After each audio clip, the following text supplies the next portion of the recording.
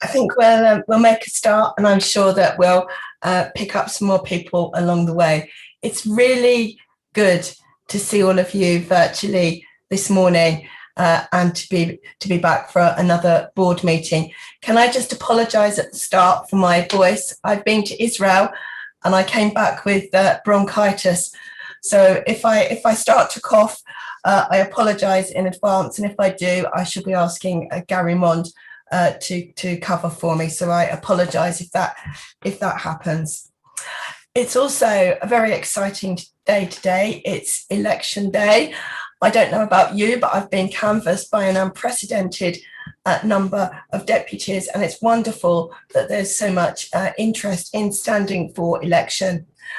For new deputies, and a reminder to existing deputies, we do not let anyone have an unfair advantage if they're standing for election. So apologies if you are standing for election today.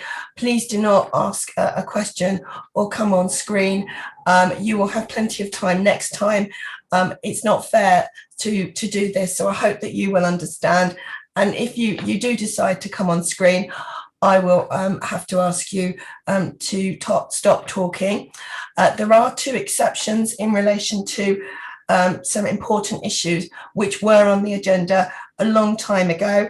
One of those is the Armed Forces Covenant, and the other one relates to the Maccabi Fun Run, and which we'll come on to that. Just some housekeeping. You are still responsible, please, for your own conduct. So please be very careful what you say. And we are all being live streamed, as you are aware, if you are a new deputy. Moving on to some other housekeeping. Approval of the minutes from June 20th. I haven't had anybody suggest any amendments. I'm going to take those, thank you, as approved. I'm now going to come on to the next item, which is a very important item, the Armed Forces Covenant. And I'm going to introduce Louis Trupp and Brian Bloom, who are going to speak about the covenant. And you should all have the paper in your papers explaining the nature of the covenant. If not, perhaps you can have a look. Could I please ask either Louis or Brian to make yourselves known to explain the covenant and what we are asking deputies to vote on today? Thank you, Marie, and thank you everyone for having me. My name is Louis Trupp, Deputy for the Armed Forces Jewish Community, and that's a community made up of Jews serving in Her Majesty's Armed Forces around the world. And we represent a broad spectrum, both geographically and denominationally. And the motion you see in front of you has emerged from work in the Communities Division last triennium, and it was voted through there around March time. And I'd like to just start by thanking Edwin Schucker and Andrew Gilbert, who were the chair and vice chair of that division last triennium for their work on this and for leaning in to help. What is the Armed Forces Covenant? What am I asking you to vote for today? It's a covenant, and it sets out the board's commitment to those that serve or have served and their families. It's both practical and symbolic. Practically, what we're saying is that Jews who opt to serve in the armed forces, as well as their families, should not be disadvantaged compared to others in our community. We understand that people can be posted around the world and the country, and they should still be able to access those Jewish services which we all rely on. It states a commitment to representation within communal structures, much like we have here in the board, but could be improved elsewhere. And it supports events such as Remembrance and Armed Forces Day. Beyond that, it also looks to support those in the reserves. It asks organisations to encourage reserve service and offer additional paid or unpaid leave to allow for that to take place. And the same for those who work in the cadet service. And we can look to JFS, where a new cadet organisation is set up recently, as a good example of that. The Covenant also looks to support veterans, but I'll leave that to Brian from Ajax, who can discuss that after. But there's also this broader and deeper symbolism to the Covenant. We state that our community is proud of our long service to the Crown. that brilliant history is one that continues through to today. And also, it's a statement against our detractors, against those who seek to perpetuate this split loyalties trope. It says that we're proud to be active and loyal members of British society in all areas. I truly hope that the board, as the representative body of British Jewry, adopts this motion to make a clear statement to those within and beyond our community. And if your community, which you represent here, is interested in signing the covenant, please do get in touch with me via email or the form that was sent out alongside the agenda, and I'll be more than happy to help you draft one. Thank you very much for having me today. Thank you. And Brian Bloom. Good morning. I'm Brian Bloom, AJEX, Jewish Military Association, UK. We are sure that many of you have had family who served in the British Armed Forces. Jews have served the Crown since their return to the nation in 1656. We were at Quebec with Wolfe. We were with Nelson at Trafalgar, with Wellington at Waterloo. During the Boer War, 2,800 served. During the First World War, 50,000 served. In the Second World War, 65,000 Jews served. We believe that 40,000 served in Korea. After the Second World War, many thousands were called up for 2 years national service. Since 1945, there have been over 50 conflicts, including Korea, Suez, Northern Ireland, the Cold War, Falklands, the Gulf War, Afghanistan. Today, we still have Jewish personnel serving in the Royal Navy, Army, and Royal Air Force. We are so very proud of them. The Armed Forces Covenant is an agreement between the Armed Forces community, the nation, and the government. It encapsulates the moral obligation to those who serve, have served, and their families and the bereaved. AJEX fervently believe that we as Jews and the Board of Deputies should sign up to support the Armed Forces government. Thank you very much. I wonder if anybody's got any questions. Because if they haven't, yes, I can see a couple of hands. Do you want to call? I can see Paul Hart and Carol Abrahams. When you speak, can you please give your name and constituency? Paul, I think you were just first. You'll have to come off mute.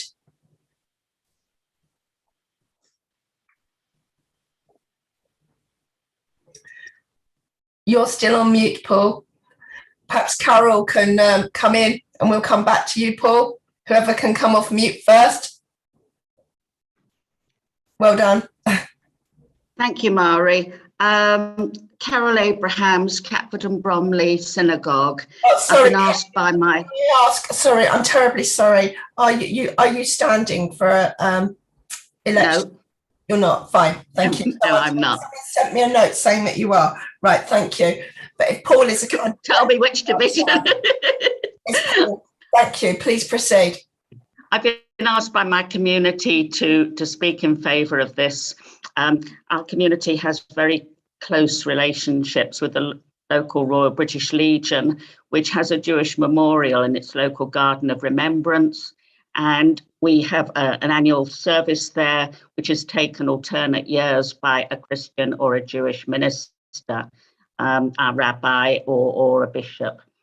And then we all go and say Kaddish around the memorial, which is beautifully kept in the garden. In addition, some of you may have heard of HMS Hood, which was lost in the Second World War, where many of the crew on board were from Lewisham. And the annual parade in memorial of that starts in our Shul car park. They muster there and we support them. Thank you. Thank you. That's very, very nice, Carol. Thank you. So is there anybody else, and apologies to Carol, who wants to ask a question who's not standing? Thank you for that support. I also want to say that I very much support this covenant, and I hope that everybody can do so. The covenant should be up on your screen. I'll just read it because it's quite small on mine. The Board of Deputies hereby adopts the Armed Forces Covenant and encourages its member organisations to draft and adopt their own versions. Then it says the Communities and Education Division, in consultation with the Deputy for the Armed Forces Jewish Community, will be the custodian of the covenant and will provide reports to plenary meetings on matters pertaining to it, if and when deemed appropriate by the chair of the division. So thank you very much for that. We will now get the vote up on screen. Thank you.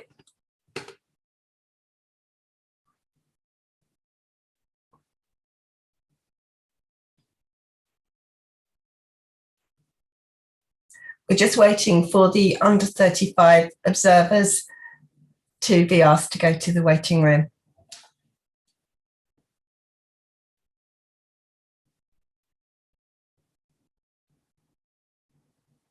Okay, there it is. Thank you.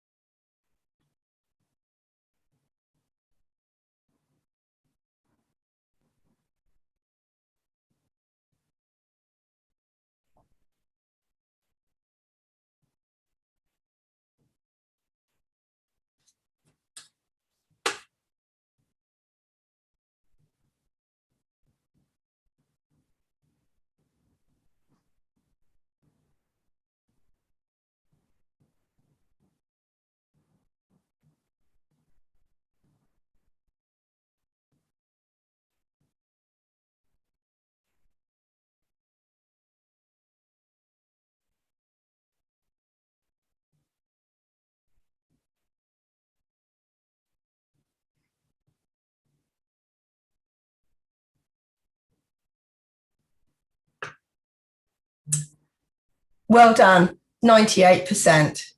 That's an incredible achievement. Thank you. We're delighted to have adopted that motion. So thank you very much, Louis and Brian. Thank you.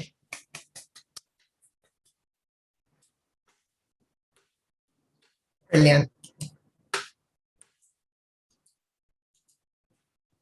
Right, we're now going to come on to the President's statement. Let's have the congratulations. We've got some additional congratulations. First and foremost, Carol Abrahams, Catford and Bromley, wishing her and her husband Neil Mazel Tov on their 50th wedding anniversary, which was on the 6th of July. Flora Frank, British Amuna, on the birth of a great-grandson. Richard Del Monte, Neve Shalom Sephardi community, on the engagement of his son. And to Tony Leifer, New North London Synagogue, wishing him Mazel Tov on the recent birth of a grandson, and the Association of Jewish Refugees for its 80th birthday. So that's incredible. We've got a couple of others. Sydney Assor, who many deputies may remember, he's going to be 90 next week, so a big Mazel Tov to him. And another long-standing deputy, Stella Lucas, who was the board's previous treasurer and co-founder of the All Aboard charity shops. She's going to be an incredible 105 next week, so big Mazel Tov to her. Condolences to Leon Smith, Bristol Hebrew congregation, on the death of his mother. and really wishing a refuah shalema to the incredible Rudy Lever, chair of the Bradford Tree of Life Reform Synagogue. So it's been a very busy time. You've got the president's statement. So would you like to come up, and with the clock will be put on, just so you're aware, you can ask new deputies or those deputies not standing. And if you're new and you're standing, sorry, you can't speak. You've got 2.5 minutes today. You can either make a statement or you can ask a question. We've got plenty of time. We don't have any other speakers. So first up, Louise Ellman. Thank you, Marie. Louise Ellman, Jewish Labour Movement.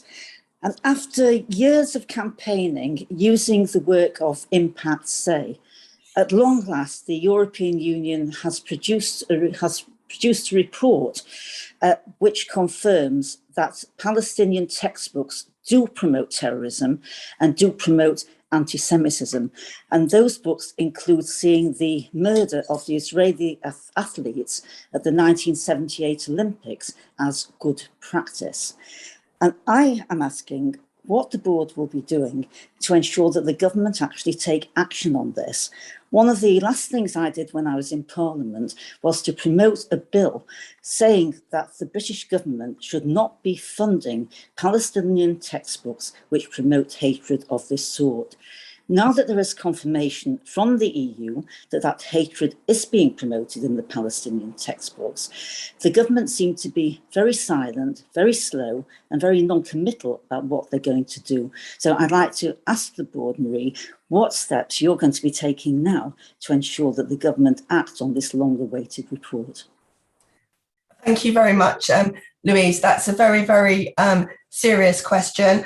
It's also a matter which we've covered in the President's statement under item 5, and it is a matter for us to now lobby the government to make sure, as I've said in the President's report, that the British taxpayer no longer makes sure that their money is going towards teaching hate, and that Palestinian education contributes to building. We want to make sure long-lasting peace and coexistence, as I've said. This is a matter that will be taken up by the International Division. I want to assure you that it's not going to go into the long grass. We are actively going to be following this up, and we will keep you posted. I've got 2 hands. I think Amos was first, and then I can just about see Joe Millis. Thank you. Thank you very much, Marie. Amos Schonfield, Deputy for Masorti Judaism. I am grateful to your responses on both of the questions I submitted, both on the condemnation of the horrific, racism of Melanie Phillips, and on the work of the board to counter the anti-refugee bill, which was recently discovered to be against both the public interest and against the interest of the people who it was meant to support, refugees themselves. I want to come on a slightly different question. I'm just scrolling to find it, from my colleague Gideon Leibowitz, who asked, since passing the policy last year stating that the board advocates for a 2-state solution and supports the renewal of the Israeli-Palestinian peace process, what has the board tangibly done to support and advance a 2-state solution? Your response was to quote a different question, which bears no relation to what has the board tangibly done to support the renewal of a peace process. So I want to ask that question again now.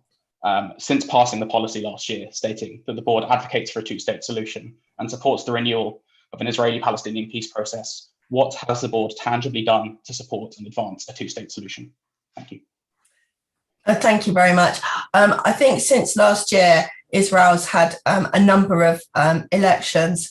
So I think we're very pleased that we've now got hopefully a stable and diverse government in Israel. We have always advocated for the 2-state solution in our manifestos when we have meetings with councillors, and we will continue to do that. And as soon as we can, we will get back up and running the Invest in Peace programme, which I think was really something that was very, very effective. I think there is some sensitivity right now around interfaith relations, and it's going to take some time to rebuild trust. I think, in fairness, following the conflict, relationships are not as strong as they were, and I think it's going to take some time. And I think the priority has got to be on trying to rebuild those relationships and to try to get Invest in Peace up and running. And I think people will want to take part in that, because I think it was enjoyed very much, and it will be a forum and a safe space where people can talk. I regret that we at the Board of Deputies cannot resolve the conflict. We can only do what we can to be supportive, but we clearly want to have a priority for re-establishing, rebuilding interfaith relations, and to get Invest in Peace off again. So that's all that I can say to you at the moment on that question. I think Joe Millis was next. Can just about see you there, Joe. I think you've got some ice cream behind you. You're on mute. Hi, Joe Millis, Bromley Reform. Just to point out, slight error in your statement. The fun run is actually on the 22nd of August, not the 29th of August, as you pointed out. I know this because I'm running for Jamie. Thank you for all your support in advance. Yeah, just to point it out. Thank you very much. Oh, that's very short. Thank you very much. Did you have any other question, Joe? No. No, you answered my questions to the best of your ability. Thank you very much. That's a pleasure. Rochelle Goldberg.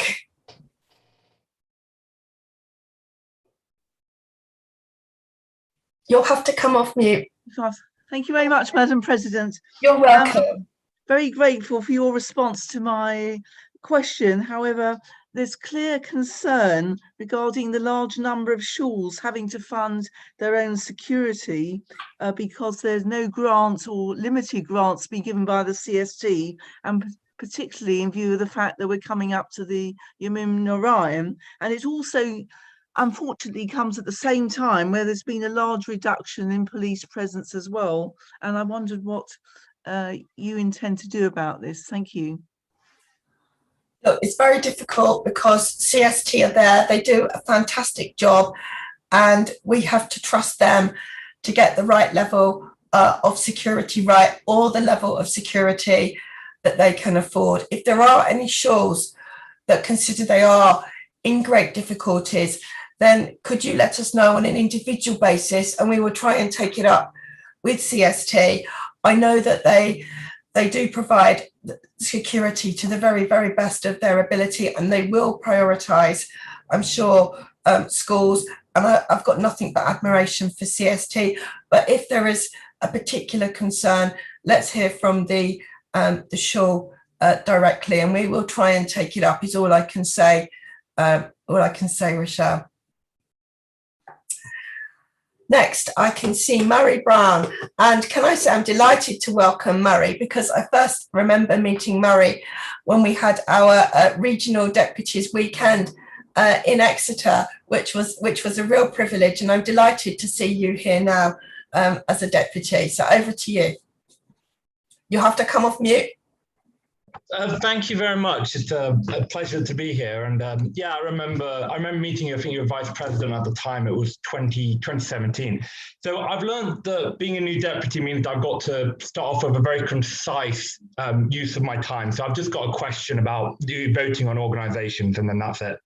So if an organisation is seeking support from the Board of Deputies, is supporting one's personal income, but that organisation's aim contradict the beliefs of the constituency that one has to represent, is that a conflict of interest, and does this need to be declared? And if it does need to be declared, to whom does it need to be declared to?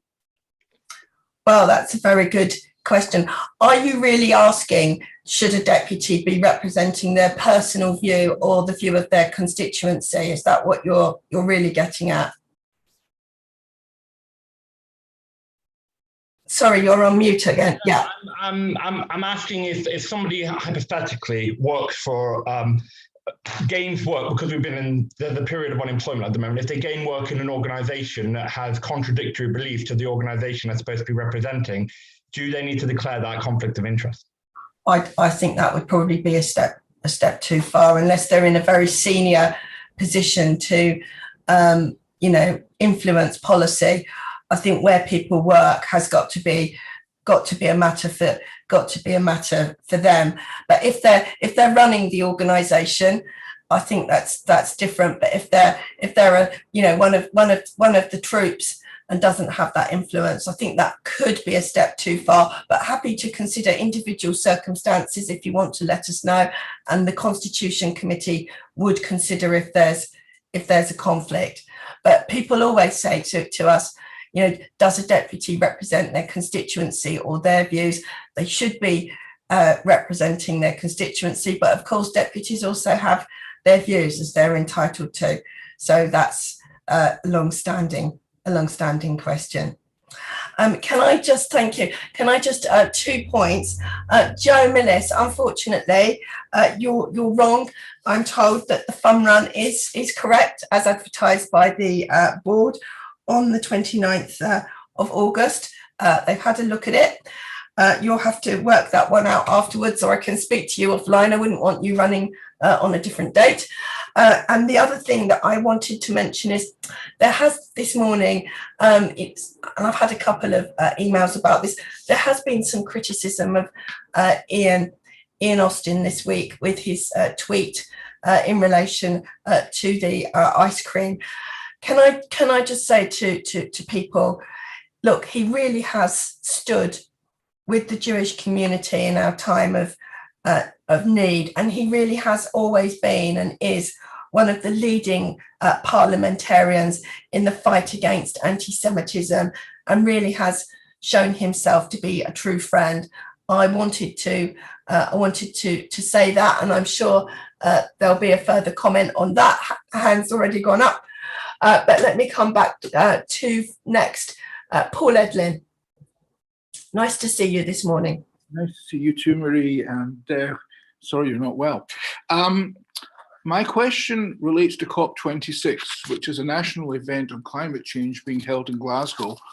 I say national, I mean UK national, and it's being held in Glasgow in the beginning of November. It has been brought to my attention that a number of organisations are seeking volunteers to assist in this event, which is going to be very widely attended.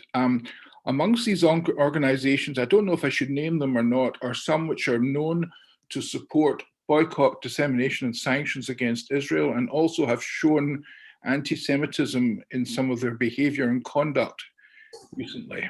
I can name them if you wish, but I think perhaps for slander reasons I should not name them. But I just wondered if the board would be prepared to write to the organisers, because this is a national event and the board is a national body for UK Jewry. Would you be prepared to write to the organisers to ensure that any organisers which are seeking volunteers, etc., and are involved in this most important climate change conference are not proponents of anti-Semitism or boycott, dissemination and sanctions against Israel?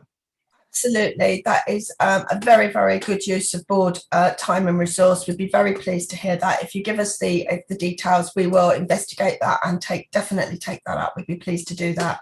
Thank you for telling us, Paul. Thank you. Amos, and can you say your name and your constituency? Thank you very much, Marie. Nice to see you again. Amos Schonfield, Deputy for Masorti Judaism.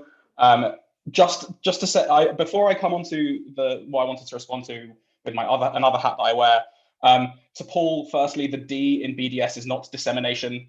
Let's get these things right if we're going to critique the thing. And a much better use of our time when it comes to the COP26 conference, which is an international conference, it's a global climate conference, is to actually advance climate action. So instead of bringing up minor organizations, let's bring a large Jewish presence that says, we are Jews, we believe, as the Chief Rabbi said, that climate action is our #1 priority and an urgent priority in our community. And let's do that with a global Jewish voice. With another one of my hats, I'm also a trustee of Yachad, the pro-Israel, pro-peace movement in the UK. And with regards to your comments on Ian Austin, on Lord Austin's tweet, it was unacceptable. I think it does. I'm aware of Ian Austin's history, of his support for our community in difficult times. That doesn't mean he gets carte blanche to say things which are false, perpetuate bigoted and Islamophobic views. We have to be really careful when an organization is under fire for taking a principled stance that perhaps many of us might not agree with, but that do highlight what is both legal, internationally recognized Israel and what is occupied territory. I think that is something that we can note and move on. And when Ian Austin decides to use his considerable platform to do something very difficult and bigoted, it doesn't matter that he has a history. In fact, it is just as important for us to speak up against our friends as it is the people that we oppose. And if we, as the Board of Deputies who have stood with Ian and who have stood with us, can stand up and say what you have said was bigoted and perpetuates very dangerous ideas, then he will listen to it all the more, rather than apropos of nothing standing up and saying, isn't Ian Austin great? That doesn't help us anywhere. It doesn't keep Jews safe. It in fact only brings us further away from the two-state solution, which I was just asking about. So can we please stick to what we need, to our policy, to the ideas that we need to, and stick to having brave conversations with our friends. Thank you. That is obviously your opinion, which you're entitled to give, and I've given you my response. And I do feel that the community does have a debt to Ian Austin for all of the work that he's done. And you will also see the very supportive comments that have been given about him in the Jewish Chronicle. Paul Edlin, I hope we're going to get, no disrespect to all of you, I hope we're going to get some more people asking some questions, but as there isn't anyone else at the moment, please, Paul, can you come off mute, please?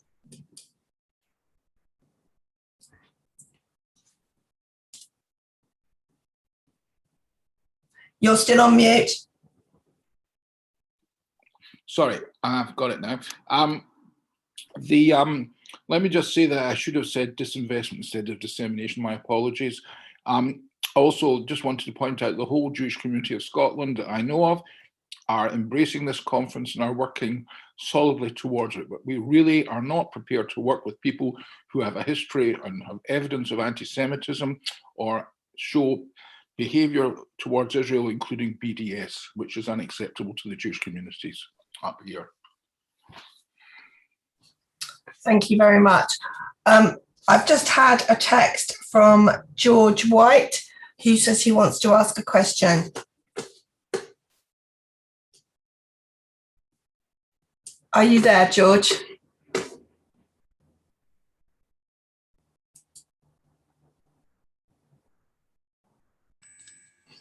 Can you hear me? Yes, I can't see you. I can see you now. Welcome. I hope you get better soon, Marie. I'm already a lot better, thank you. I'd like to link my question with what Louise started with regarding anti-Semitism. The board is excellent at defending once anti-Semitism tweets people do occur, whatever it is. I hope that this new triennium will actually think about getting ourselves onto the front foot, i.e., what are we doing about anti-Semitism? What are we doing about changing people's minds? There are more and more people who are getting more and more courage to do anti-Semitic things, like, for example, those who drove the car in May through North London. The fact of the matter is that this kind of thing is becoming more and more acceptable within the community, within society. And I'd like to know, you don't have to answer the question today, I'd like to see a statement from the relevant division as to what they're going to do to try and get in front of the problem rather than always being behind the problem. Right, and this has been my experience all the way along. You know, you've got to think about what to do about it. You've got to think about what is acceptable and what isn't acceptable that people can and can't do, whether it's in Austin or whoever it is. You know, that needs to be some thinking needs to be done, and what's more to the point, some action needs to be taken to try and do something about this thing ahead of what people are continually doing. Secondly, if something does happen, there ought to be a plan in place as to what you do about it, and people involved almost immediately sort of pounce on it as soon as it happens, rather than waiting a few days and then doing something about it. So these are the two things I'd like to see developed in the new triennium to get ahead of the problem. Oh, absolutely. I think what's important in this triennium is that there is a clear strategy, and there's lots of aspects to the strategy. It will include, for example, tackling trade unions. That's a very, very big area in its own right. I've already been having a number of meetings there. We will be doing unprecedented work on Israel education. So there's going to be a whole package, and there will be a paper from the Defence Division, and we will have a board plan. And all of the areas have to be tackled. The particular problems we know in the academic world, in the intelligentsia, in schools, it is something that we will have to also have cross-division support on, and we will be issuing a board plan and a strategy. That is something that we will be doing. I'd like to tell you that anti-Semitism is going to be resolved. We know that that's not going to happen. We have to do the very best we can. And you're right, we don't want to be reactive. We want to be proactive. And that's one of the reasons why Israel education is so important. And the board before has never had Israel education. And that's, we know that we've had our first podcast that Gary's done, and people need to understand us also as Jews, work in schools. That includes non-Jewish schools. There's a huge amount of work. And I want to say that whether or not anybody is elected, there is so much work to do. If people really want to help, really want to work, there'll be ways to include everyone. And I hope that everyone will want to be committed. We've got a space on the website where we're going to be supporting also deputy initiatives and advocacy. So we will all have our part to play, but I absolutely agree that we don't want to sit waiting for anti-Semitism. It's a very fair and very good point. Thank you. Dori Schmetterling, please remember to say your name and constituency. I'll also start the video. Good morning, and thank you very much, Marie. It's Dori Schmetterling, New West End Synagogue. I wasn't going to say anything, but I felt Amos Schonfeld's intervention absolutely ridiculous about Lord Austin's tweet. And I would like to just quote very briefly from the Jewish Chronicle report on it, in which, amongst other things, it says, Ghanem Nusseibeh, the Palestinian chair of Muslims Against Anti-Semitism, dismissed the allegations, saying Lord Austin has in no way shown Islamophobia in his comment, and is accusing him of Islamophobia sets a very dangerous precedent and undermines our collective fight against Islamist extremists in general. Furthermore, he goes on, the article goes on to say that Lord Austin did try to speak to Mr. Alex Sobel, who is a known supporter of Jeremy Corbyn, who is a really lovely supporter of Israel and so on. So I'd like to add my support to you, Marie, to your response, and think that we, all of us, or most of us, should absolutely reject Mr. Schonfeld's suggestion. Thank you very much. Thank you. I've just had an email, which I will read in fairness to everybody. It's come from Vicky Harris, saying it's clear that the election policy hasn't been adhered to because Louis Trupp and Michael Ziff are going to be scheduled to speak. I'm sorry, Vicky, but the Armed Forces Covenant should have been on months and months ago. And I don't think that is appropriate to say that everyone should be able to speak. That's something specific. And the fun run is something for the benefit of the whole community. You're a long-standing deputy. I'm sure you appreciate this. And so many people are standing for election today. It really, really wouldn't be very fair. I think I need to respond to say that. And I hope that deputies do understand. And the 98% really does show how important the Armed Forces Covenant is. Thank you. Have we got any more questions?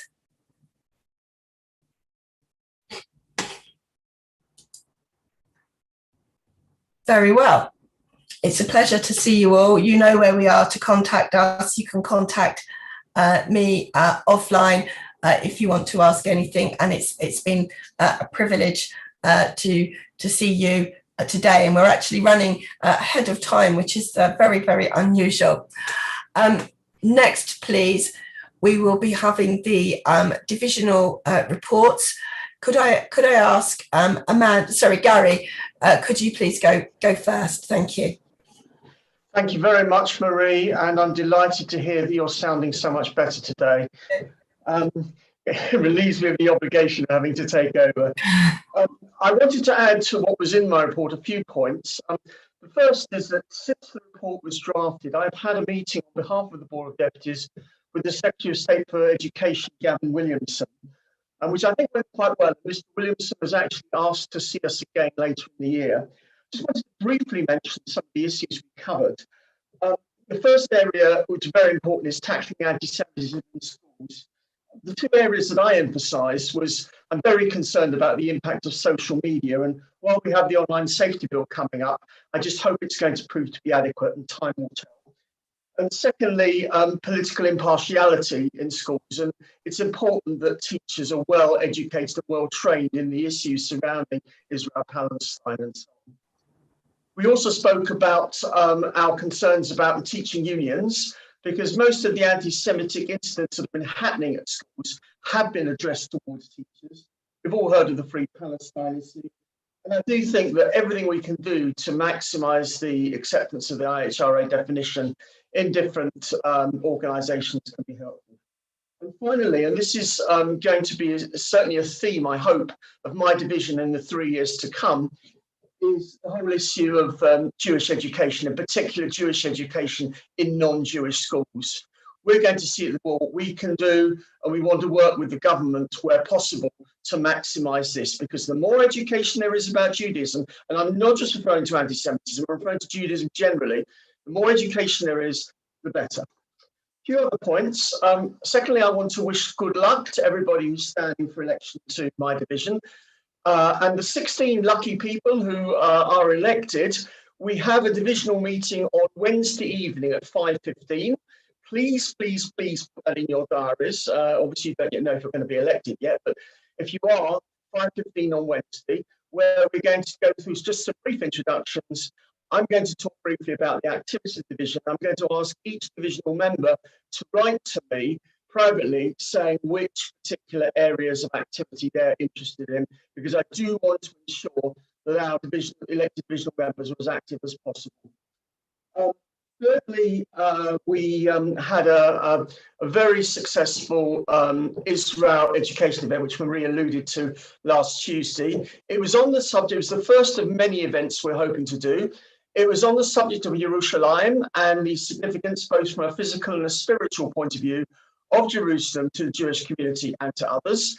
Our second event, please put it in your diaries, is on the 4th of August, Wednesday the 4th of August, which is going to contrast Tel Aviv with Jerusalem. And I really want to see as many deputies come as possible. We had about 35 deputies from the first one. I've had a lot of emails saying how well it went, and a big congratulations to our interim chief exec, Michael Uyghur, who did a fantastic job. As I said, we hope to do many events over this in the coming year, and several of our deputies who are elected to the division will be involved in helping to organise them. So thank you very much. And are there any questions? And please, if you do ask questions, please ensure they're relevant to my division and not someone else's division. Thank you.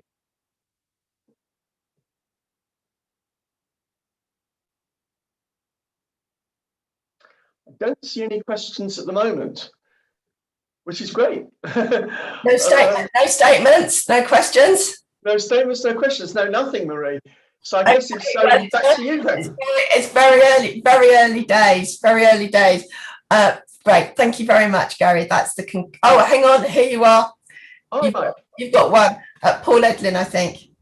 No, just I only asked a question because nobody else asked a question. I didn't think Gary should get off without a question. But I just want to say ask him commend the Israel initiative, the Israel Education Initiative, which I think is absolutely fantastic. And I wasn't able to get to the first one, but I've heard fantastic reports about it. And I hope we're getting a lot more of this, where the board actually really does some good in this field. And also the upcoming trip to Israel, you might want to say something about that, because I know most of the deputies will want to take part, many of the deputies will want to take part in this trip in next year, and it's something to look forward to. But I just want to commend you on what you've done in this so far.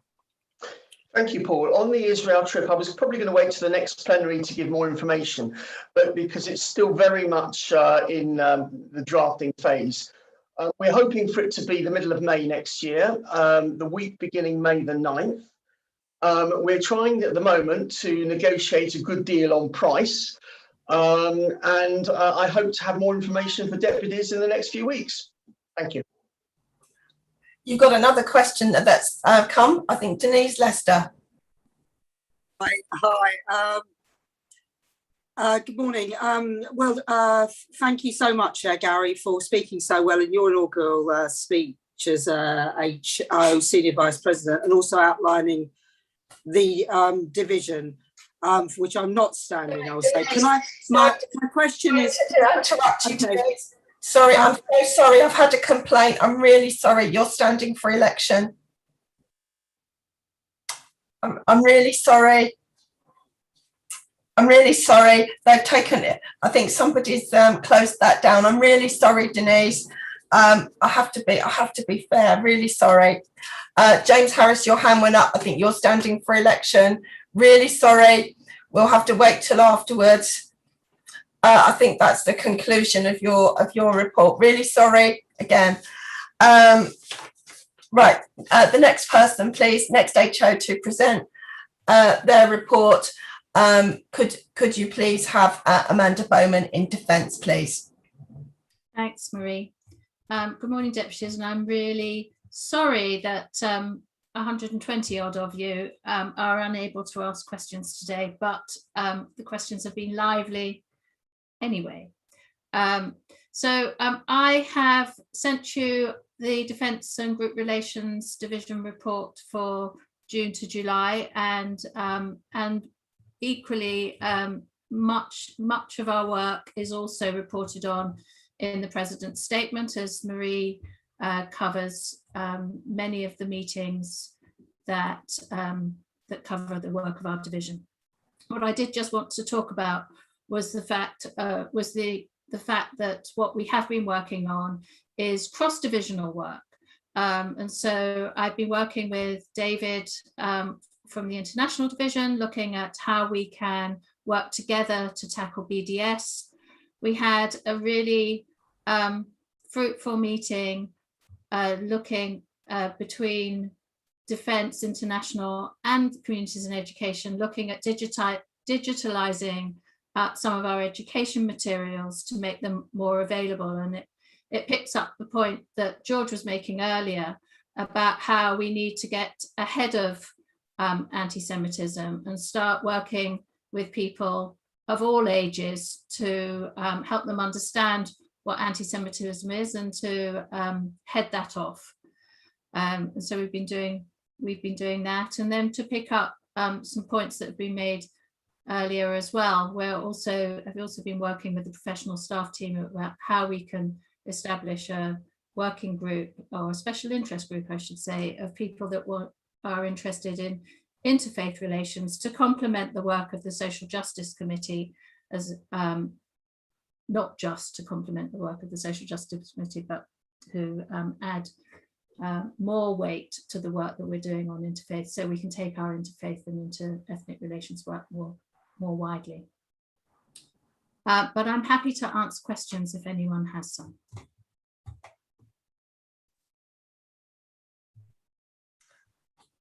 Well, I have to say, if they don't, we must get our elections over with, because we're all normally inundated with questions. So it doesn't look like there's any for Amanda. But thank you very much then for your report. Thank you very much. I'm told Julian Pollard has a question.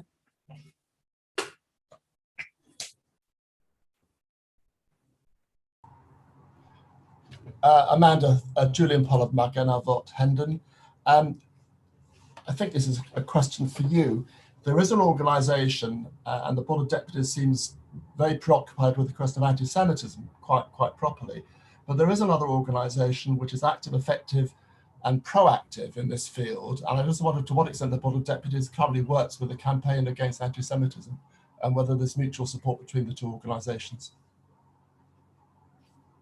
Thanks, Julian, and it's good to meet you. I don't think we've met before, so welcome to the Board of Deputies. Thank you. Yes, Campaign Against Anti-Semitism is working on anti-Semitism, and of course we know them, and we have worked alongside them on different campaigns in the past. My perspective is that different organisations work in different ways, all of us tackling anti-Semitism in the way that works best to meet our constituents and our stakeholders. And the Campaign Against Anti-Semitism works in a different way from the board. So often we'll be working towards the same goal, eliminating anti-Semitism, and work in different ways. And so where appropriate, we keep each other informed, but we will tend to work in different ways. Will be my answer to you.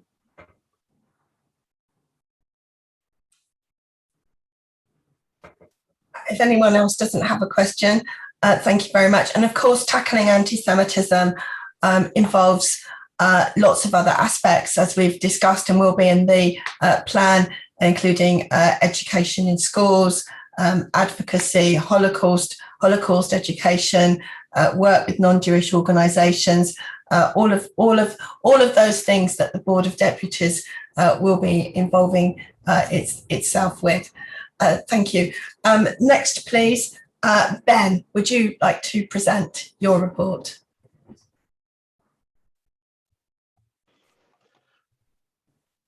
Oh, sorry. Thank you, Marie. Yes, of course. Very happy to. Though I do think David is before me in terms of the official order of things. I will. Yeah. Because you're going to be speaking afterwards, so we want to break from you in the nicest possible way. That's absolutely fine. So thank you very much. Yes. So thank you, everyone. Good morning. I won't hold you up for very long. You have the activity report. I will just highlight and update on a couple of points. Thank you again to all the deputies who have helped in the last 6 or 7 months with the common contribution in a tricky year for the board, in a tricky year for the community generally. The common contribution is held up very well. We're now slightly above budget, and we're expected to be for the year on quite an aggressive target. We've also brought in, and again, thanks to all the deputies who have helped with this, almost the very large majority of the rep fees that your organisations and synagogues have been billed to pay for membership for this year and going forwards. And with other donations, we were sort of kicking around with some timing issues, but we are more or less on track. So our income is doing nicely. Cost-wise, we are a bit below where we thought we would be, essentially because we are doing less physical, in-person, public-facing things in time of COVID. We're not running plenaries, we're not doing as much stuff in schools and so forth. So our costs are a bit low. We are expecting to come up later in the year. And so we are still expecting to run a small operational deficit for the year, but we are looking at a reforecast at the moment. So I'll have an update before the next meeting on that. We are recruiting a number of staff roles at the moment, most obviously the chief executive role, but there are other roles which we are either advertised at the moment or we weren't able to recruit for, and we are going to look to rescope. So there will be additional costs there. And as I'll come on to in a second, the new marketing and advertising campaign, which we have lined up, has started work, is pressing along, but is also incurring costs. So that's sort of cost-wise, that's what's happened in the last month or so. I just want to make the point, in particular, the communal contribution covers all our charitable activities. The rep fee from individual communities goes to Board Limited, which is the non-charitable entity, which does political activities, the sorts of things the charity can't do, Israel, UK elections, other bits and pieces, obviously not everything on Israel, but the sort of the political side of things, where the Charity Commission has quite tight guidance. So it's important to make sure that everything gets collected and paid through in a timely way. And like I said, the very large majority of deputies and their organisations have done that, for which we're very grateful. We will be following up, so on a case-by-case basis, to make sure that continues. In terms of onboarding, it's great to have exactly 200 participants here. We have onboarded thus far 294 deputies and under 35 observers, which is a great improvement on where we've been at this point in previous cycles. We're waiting for about 30 more organisations and synagogues to send their returns in. If you know people, if you know organisations who have not yet sent theirs in, please encourage them to do so. Likewise, as part of the onboarding process and bring new deputies, please make sure that you complete and return deputy agreement, you complete and return the skills and contacts forms. These are the ways that we can engage deputies in our work. Most obviously and most immediately, thank you to everyone who has filled in the skills and contacts form. They have HR and recruitment skills. We reach out to some of you we'll reach out to that group in the next couple of weeks to involve deputies who are not current HOs in the process of recruiting new chief executive, which is something we're very keen to have. Something we're very keen to have additional input from, the involvement of additional deputies in. Elections I will skip because we'll come on to that a little bit later in the day. Community engagements, I think we've got a whole meeting about that tomorrow with new organisations. That continues. In terms of the marketing, as I mentioned, we have a lovely new campaign coming up. I saw drafts of the online adverts and drafts of an animated video on Friday. They've been sent around to HOs. They look really lovely. We're excited to finalise them and share them with deputies in the coming weeks. There'll be a special pack for deputies all about the board's work, about how it can be communicated to your organisations, your synagogues, in your communities more generally, opportunities to be involved going forwards in campaigning and so forth. That is all heading your way in the next month or so. I also want to wish everyone good luck for the elections today. The FNO, I think once we know who's been elected, I will send around an email. We will work out a date for a first official meeting. We'll work out probably an earlier date for an unofficial meeting, just so everyone can get to know each other a little bit. And I think that is everything I wanted to run through. Oh, sorry, yes, the final point, obviously, the situation with regard to in-person meetings is kind of unchanged from where we were 4 or 5 weeks ago. The environment and the in terms of both what's legally permitted and what seems healthy and safe continues to change rapidly, as and when there is some certainty or a high probability of what will be possible for the September meeting. We will send out a survey. We'll consult deputies on that. Realistically, we should be prepared that it will be another online meeting. I'm not saying that's definitely going to happen, but looking at the trends over the last few weeks, that very much seems like a possibility. We will communicate and make a decision on that as things develop. There are contingencies either way. I think that is everything in my report. I am happy to take some questions.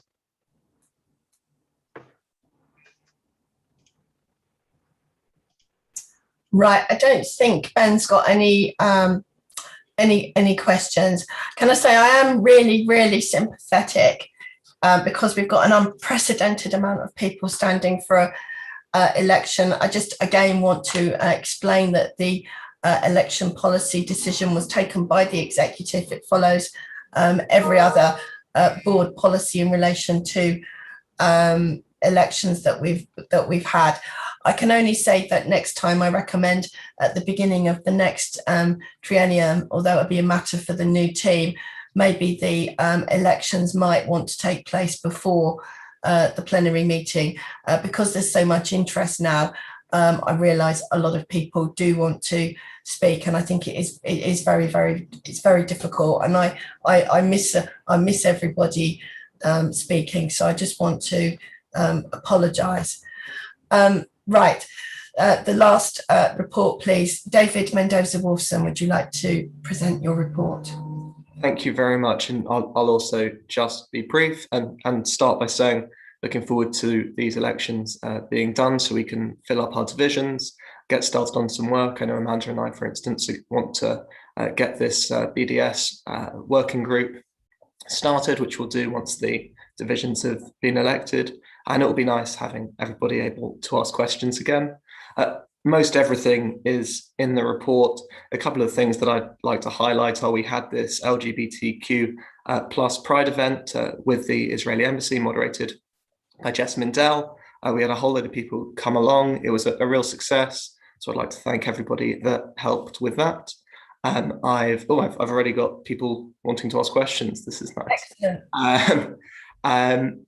We have released a number of statements, from things like the textbooks that were referred to earlier, to an unhelpful tweet from Human Rights Watch Director Kenneth Roth. We've met with a number of ambassadors, diplomats, sister communities, such as the AJC from America, and it's going to be another busy month ahead. So look forward to questions and the division being elected. Thank you. Joe.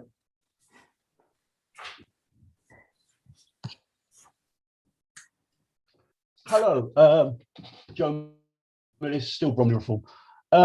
Yeah, what I didn't see in the report was any mention, maybe I missed it, any mention of the Polish restitution law currently going through the country's parliament, which would deny Polish Holocaust survivors and their families any kind of restitution. Sorry. So I'm wondering whether you or anybody else on the board, or perhaps the EJC to which the board is affiliated, has made representations to the Polish embassy and government, because even the Israelis are up in arms about this one. So please, could I have your answer on that one? Thank you very, very much. Absolutely. Thank you very much for the question. I think Israeli Foreign Minister Lapid made a fantastic statement on this. It is an awful piece of legislation that will be going back to the lower house, I think, next week, that passed through with a couple of amendments on Friday, which is after the publication of the report, which is probably why this didn't mention it. And I frankly, sorry, just forgot to. Yes, we have made representations on it before. We will continue to make representations on it. It is terrible and shameful, and something that we need to make sure to keep combating across Europe, particularly Central and Eastern Europe, where restitution issues and revisionism are sort of bubbling up and staying in vogue. So thank you for your question. And yes, absolutely. Thank you. Thank you very much. And Paul, please, I'll ask you to unmute. Yeah, I am Paul Edlin, Glasgow Jewish Representative Council. David, I wondered if you could give us some indication of your plans for the division. For example, do you anticipate a number of embassy visits with members of your division coming forward? Because many members of the division in the past have not been going as recently as they used to some years ago. Well, that's a bit, doesn't sound like that came out the wrong way, but what I mean is that is not happening as much as it used to happen in the past. I'd also like to ask you, and it may be the president may want to answer this for you, about the European Jewish Congress, the Claims Conference, and the World Jewish Congress, because they've kind of not had any meetings because of COVID.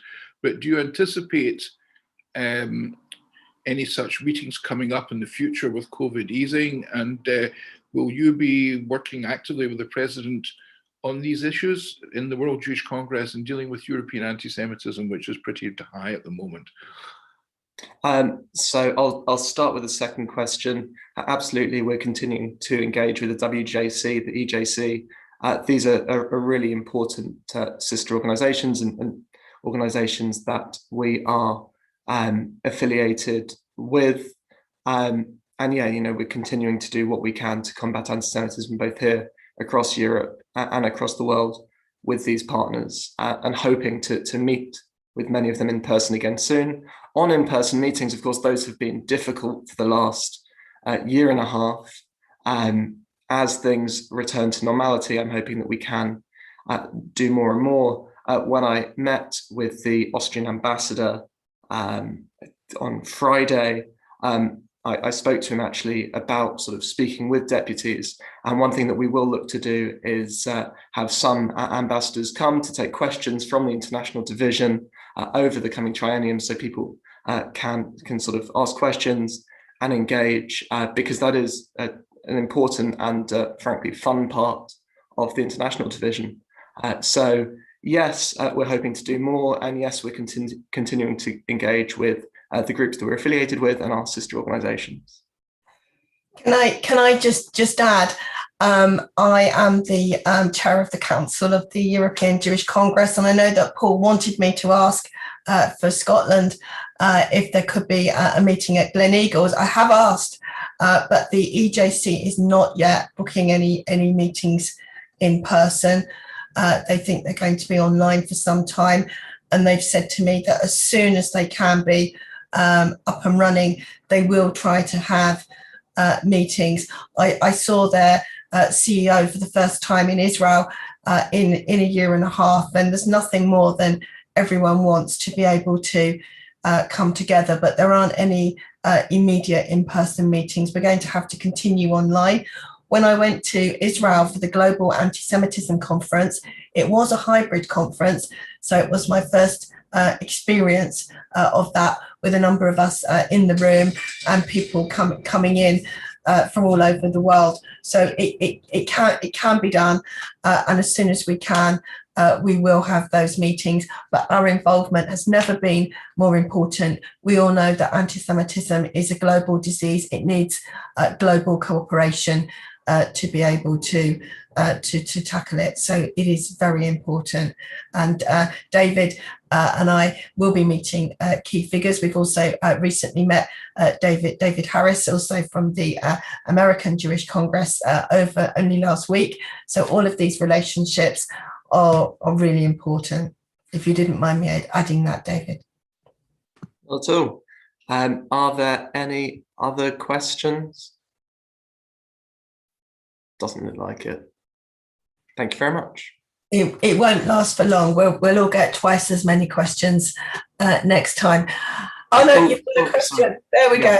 Go on. Thank you, Carol. Hi, Carol Abrahams, Captain Bromley Synagogue. I waited till David had finished because this isn't about any of the divisions. Just a very general point. I'm seeing a lot of stuff, dissatisfaction by candidates about not being able to speak today. I think it's great that the rest of us get a chance, because some of them do ask a lot of questions. But I wonder, Mari, whether we could have a few minutes for my fellow backbenchers to take the opportunity of asking those questions that they've always wanted to ask at the board, rather than having to wait till it's on the agenda. Well, the President's statement was the time for people to raise any questions they wanted to raise. So we've certainly had that opportunity, but we've still got the rest of the meeting to go through. So everyone has had an opportunity. I think it's not fair if people are using that, if they are people that are standing. So we'll just have to all bear with it this time. And next time, if there are so many people standing again, I think that we need to have a meeting before. And I can only say I'm sorry that people can't speak. But you've got Bruce there.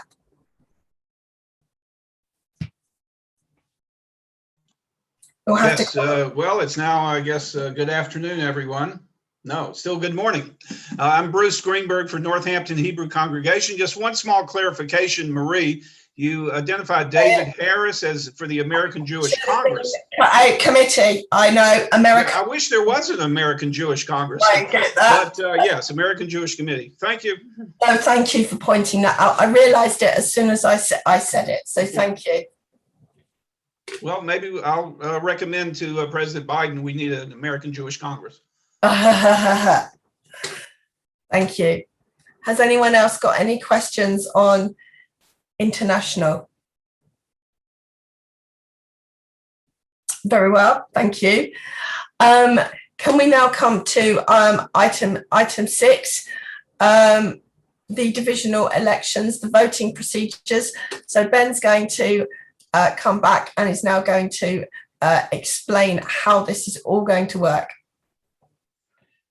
Yes, thank you very much, Marie. So as everyone should know, and if not, you should probably have looked at your emails at some point in the last week. We're holding elections today for the boards for divisions. We're electing 16 members to each of those divisions. In ordinary circumstances, this would take place as a physical meeting with paper ballots. And we've tried where possible to align what we're doing with what would happen in an in-person meeting.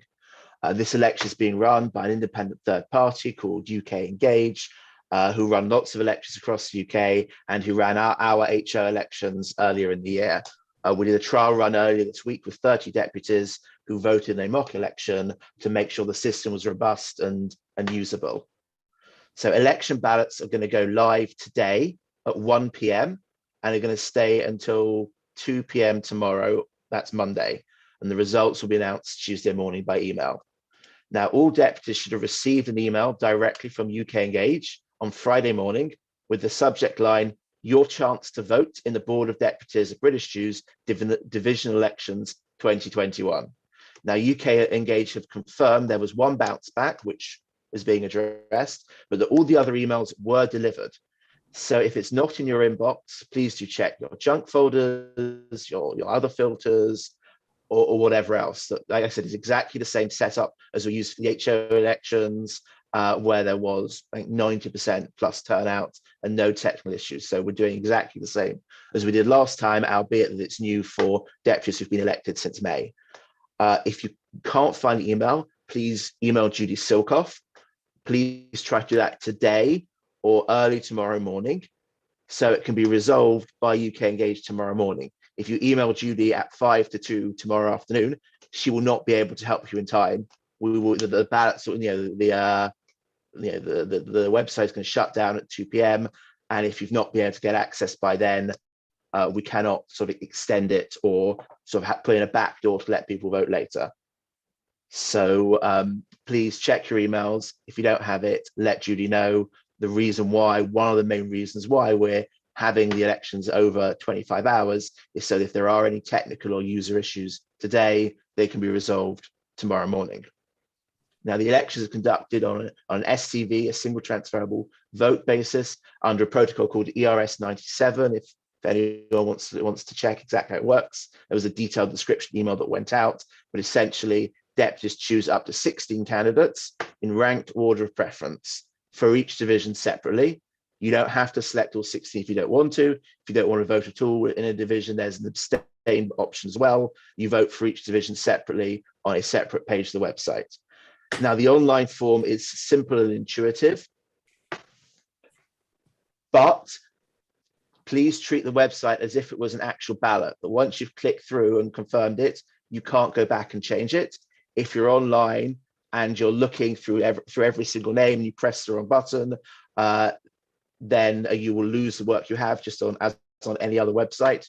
So the very strong recommendation is that you do not just go onto the website and look at the names the first time and start thinking, oh, well, here are the people I want in this order. Strongly suggest you take a piece of paper, you write down how you're going to vote, the people you want to vote for, the order you want to vote for them in, and then you go on the website and you just tick through in that order on the site that the ballot is alphabetical by surname, so it should be very easy to navigate. And I think, I'm just going to check that there is, I will send a couple of other points. Like I said, we ran a trial earlier this week.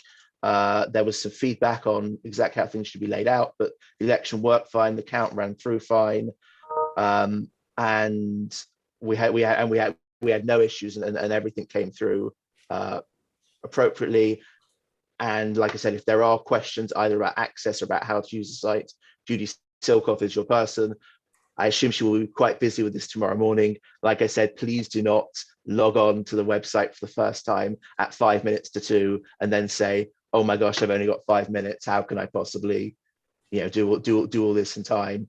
that we all have to take a little bit, we all have to be responsible to make sure we're able to get to a website and tick the necessary boxes in time. Like I said, the election closes at 2. UK Engage are going to have verification processes. They make sure that everyone's voted that should have voted, no one's voted that hasn't voted. They check the integrity of the site. We are expecting to get at some point tomorrow evening the results. If they come in before tomorrow's meeting, we will have a little discussion about whether we'll announce them earlier, but we've communicated thus far, we'll announce them Tuesday morning, and that is what people should work on the assumption we will be doing.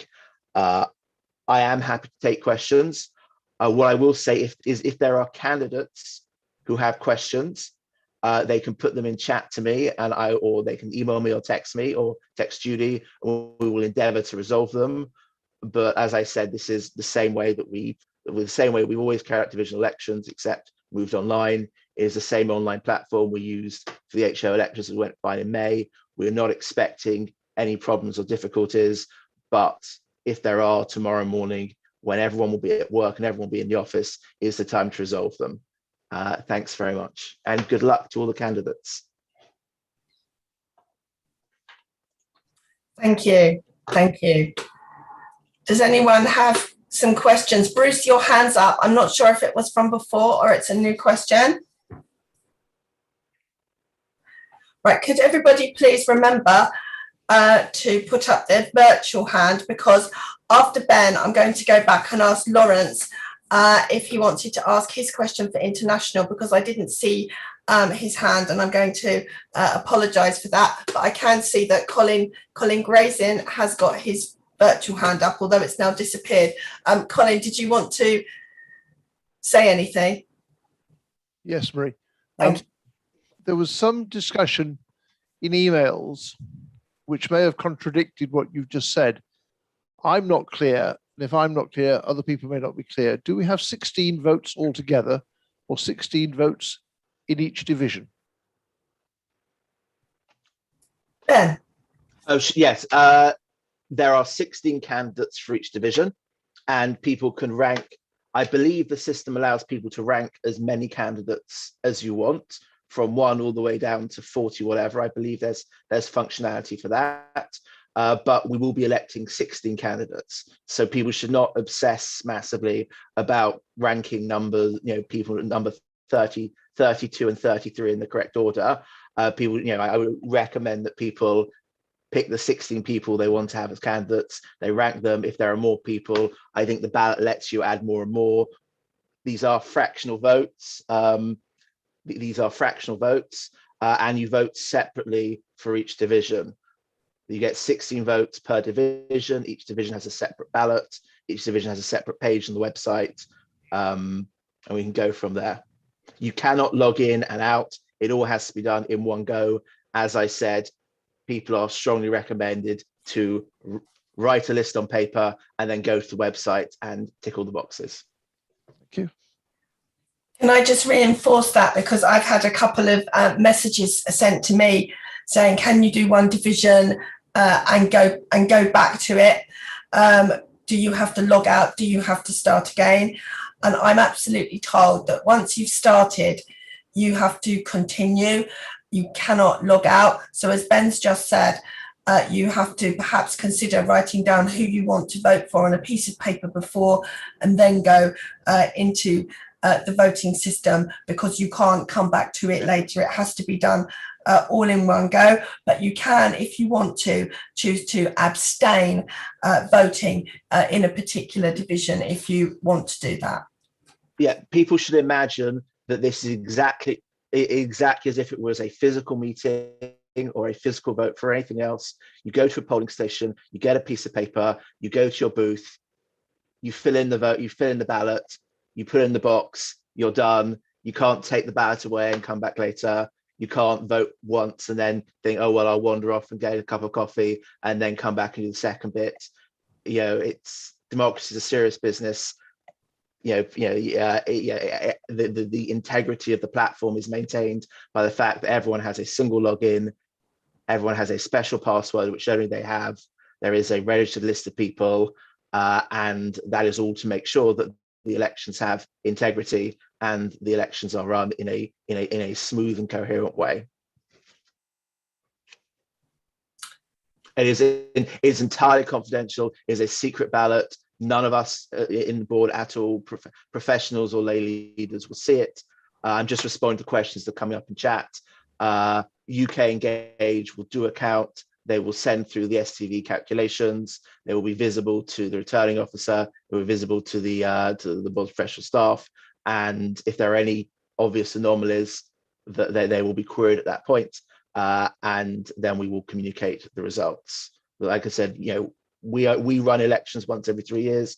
UK Engage run elections every day of the week, 25 weeks a year, 52 weeks a year even, for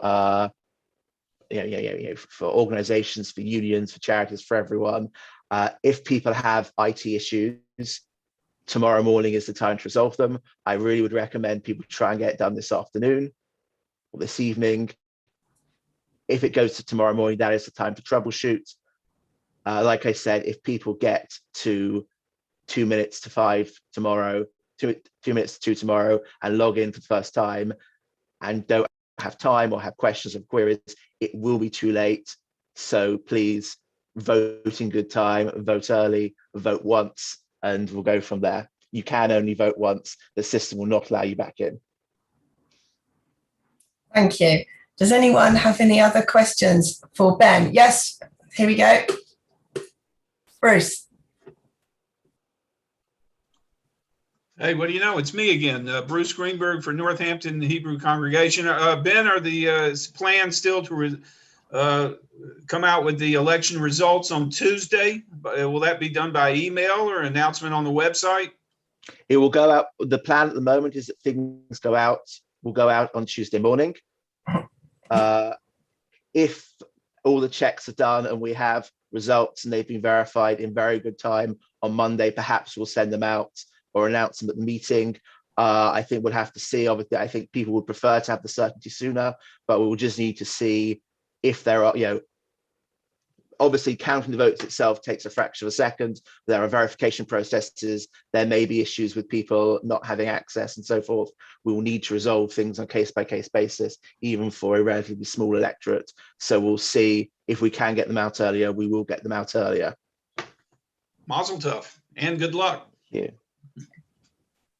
Any other questions for Ben? Yes, and sorry, my understanding is that the site, obviously everyone has been emailed the full list of candidates. Everyone has been emailed the list of the links to get to candidate statements. That will all still be accessible at the site at the same point. If people want to refresh their memories or so forth. There's the link has been put in the chat that people can go and see candidate statements. And like I said, the voting platform side of things, the actual vote will go live at 1 p.m. The vote is not happening on Zoom. The vote is happening through the links which have been sent to people. I'm just going through questions. It works okay until there is an IT issue. The platform, like I said, UK Engage platform is fine. If people have IT issues themselves this afternoon, this evening, then tomorrow morning it's time to resolve them. If people absolutely cannot get online, then everyone has an email and password. It can be done from any computer. If people really are desperate and have no one they trust to do it, then I'm sure that if they send a list of names and their password to someone on the board staff, they can complete it. But honestly, let's try let's try not to do that. Ben, I have a message which just says Ben, so I'm going to say thank you very much. And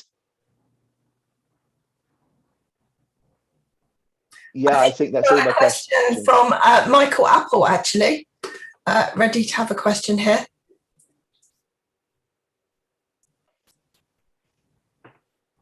Do you want to unmute, Michael? Yep, unmute. Thank you. Yes, Ben, thank you. Michael Apple, Watford District Synagogue. This is a rather technical question, please, for those of us who are not familiar with fractional voting. Now, does this mean that if you vote for one person, your vote is, as it were, counts for more than if you split your vote among, say, 5 or 10 people. Everyone's votes count equally. Everyone's number 1 preferences count the same. Everyone's number 2 preferences count the same.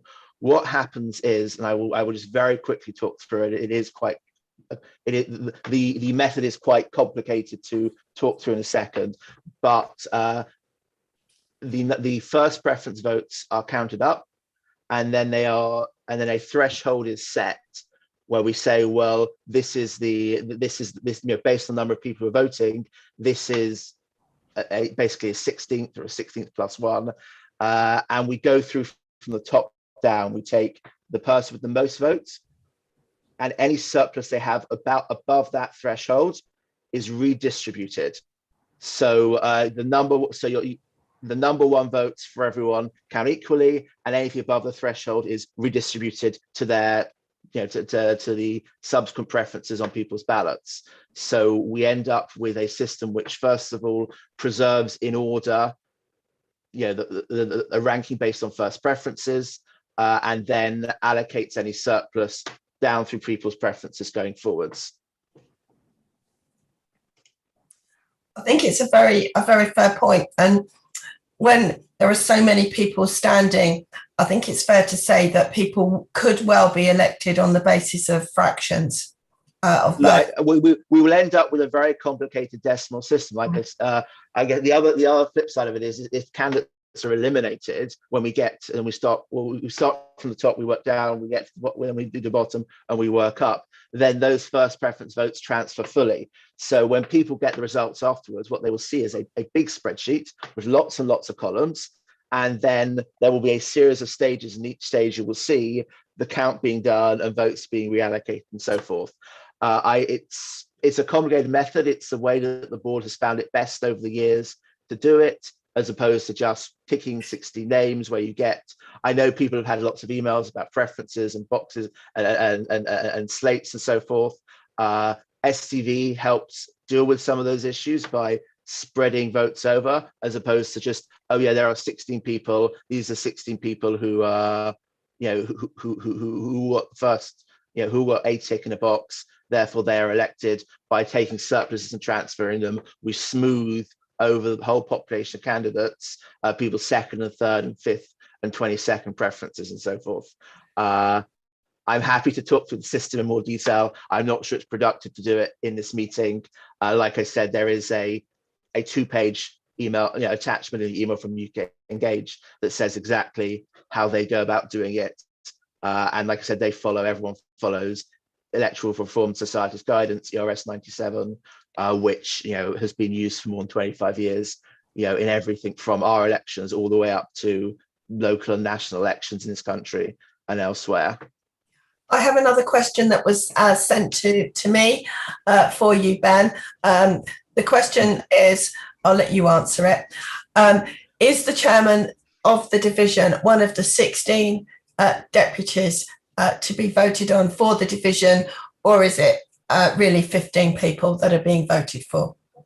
No, so you've already elected the honorary officers, myself, Amanda, Gary, David, Marie, of course. Each of us, apart from Marie, is the chair of a division.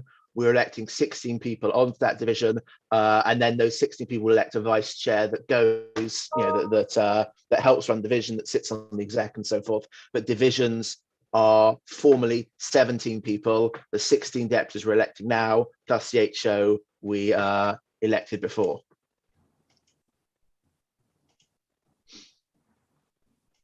Thank you.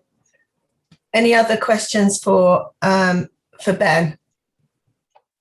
No, thank you. Right, could I apologise also to Lawrence Ray, because I didn't see his hand go up when we had the questions for the international division. So could I just patch into Lawrence to see, would you like to still ask David your question?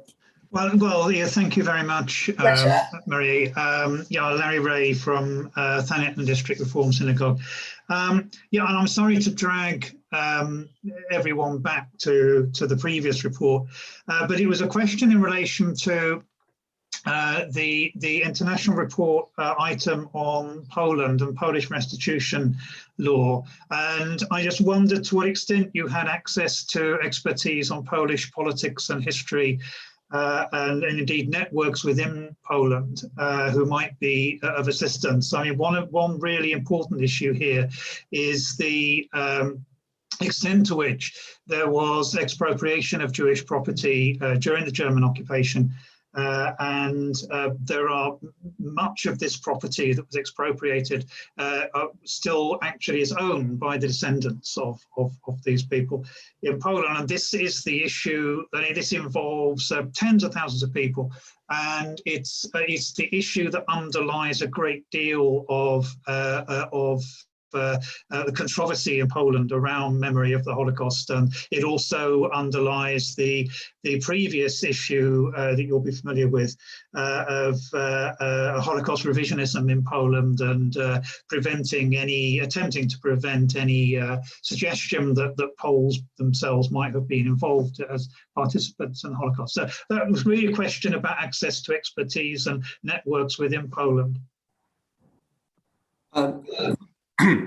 Sorry, thank you very much, Lawrence. What I'd say is, yes, we have some. I don't think that we can ever have enough. And if you have connections that you think it would be useful for us to get in touch with, then please send me an email and we will. I mean, really, this is the sort of issue that has a huge impact, obviously not just on Jews in Poland, but Jewry around the world. And frankly, the more ways that we can come at this, the better. So the more people we can get in touch with, the better. But we work closely with the World Jewish Restitution Organization. They, of course, have a whole load of contacts. But again, the more that we can do, the more people we can speak to, the better. So please do put me in touch with whoever you can. Thank you. Thank you very much. Thank you. Any more? Thank you. Right. I'm going to introduce Michael Ziff.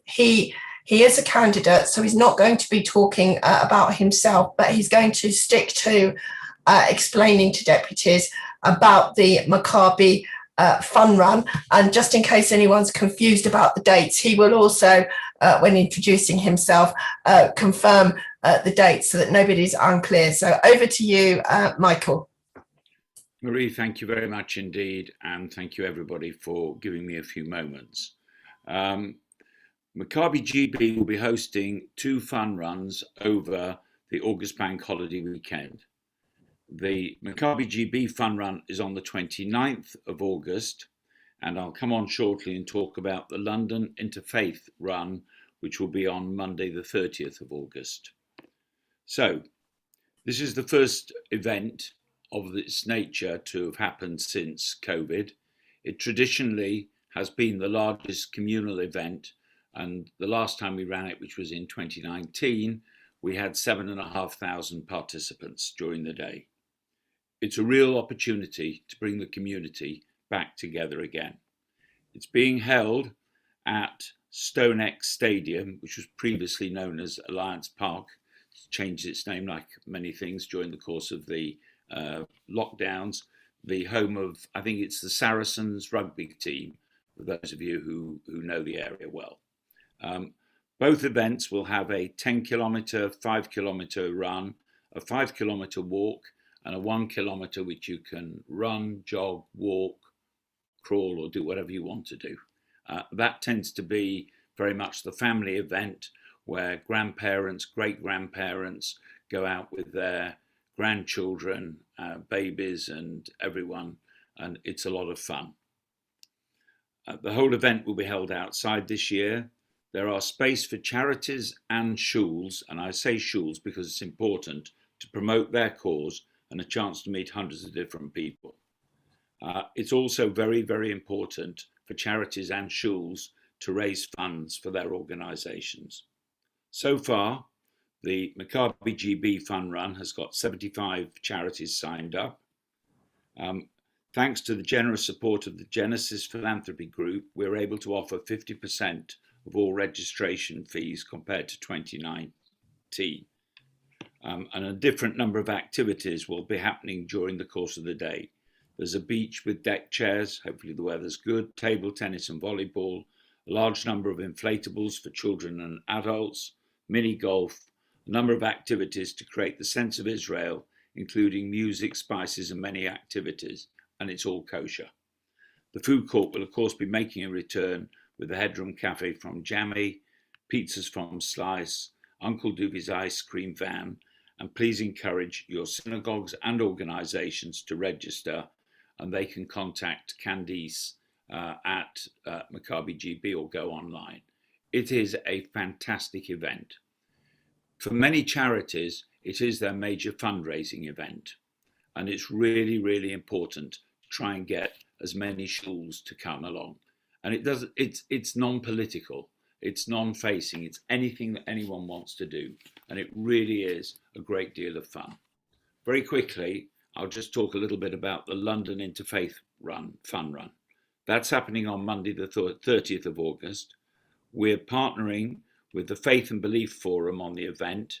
I know that Sheila understands and knows and has worked with them very closely, as I know other members of the Board of Deputies have as well. I know Laura Marks has played a very important role there as well. We are delighted to be working with them on the first event of this nature.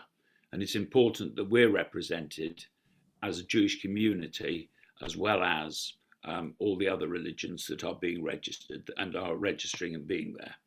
We're delighted to have the support of the Greater London Lord Lieutenant's Council of Faith. And the event will mirror that of the Community Fun Run, and we hope it will grow each year like it has done with the Fun Run. We're starting at the moment now with 27 charities from different faiths and beliefs who have already registered. Registrations launched last week. There's a food court with a variety of food from different ethnicities and communities. The interfaith zone will be made up of various interactive activities of all ages, storytelling, and there will also be prayer and reflection space on site. Again, I'd like to encourage the community to support this alongside as the main Maccabi GB Fun Run. Unfortunately, we did want to have them separately. We were due to have our fun run on Sunday, the 20th of June, but of course, lockdown still continued. It was whatever the Sunday before the day that we were allowed freedom, or whenever it was back in June. Don't hold me to the dates then, I won't confuse you all. And we had to defer ours, and this was the best that we could come up with. So I apologise that two run side by side, but logistically it's the best that we can organise. All I can also hope is that we pray for some decent weather as well. Thank you very much indeed for giving me the opportunity to talk to you all. If there are any questions, I don't know if I'm allowed to answer them, but I will. If I have to, please contact me. Thank you very much. Thank you. Could I mention a couple of other things? We used to have the Board of Deputies Social Action Committee, BODSA, which is now being formulated into the Social Justice Committee. I'd like to report that two co-chairs have been elected, Amos Schonfeld and Talia Hain. Are you still here, Amos? If you can perhaps just come in very quickly on the Social Justice Committee, perhaps to just tell people a little about it, if you're still here. Yes, thank you, Maria. Lovely. And congratulations. Thank you very much.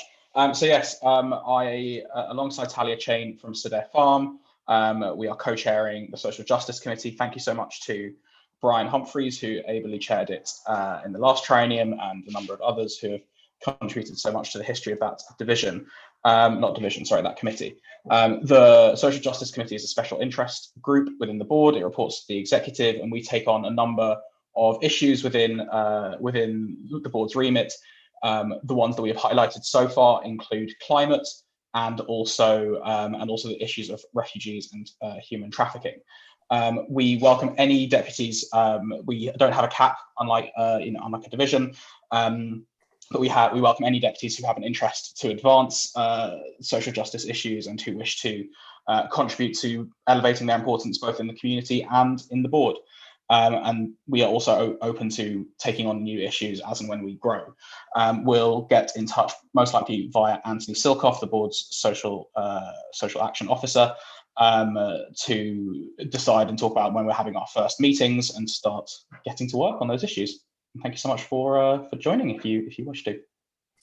Oh, thank you. And I would encourage any deputy who has something to offer to join the Social Justice Committee. It's such an important part of our work that we contribute to world events and to the community at large. So thank you very much, Amos and Talia, for taking this on. I really look forward to seeing your plan of work. Thank you very, very much.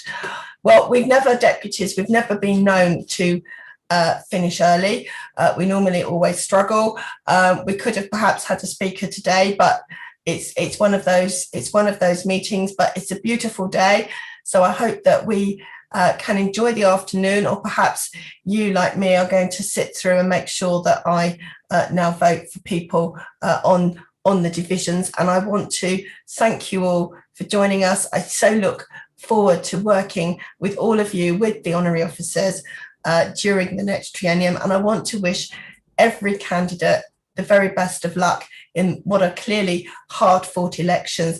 I don't remember ever receiving so many nominations, bios, requests to vote. So that is all about democracy. That's wonderful. But please remember, if you're not elected, please do not be disappointed, because if you really want to be involved, we'll find a place where you can help and you can really make a difference. It's all about working together and working with the team. And we really do want to support deputy initiatives. So good luck to all the candidates. Thank you very much for today. And I hope that you will all have a very good day, and we will be in touch about the results. So thank you.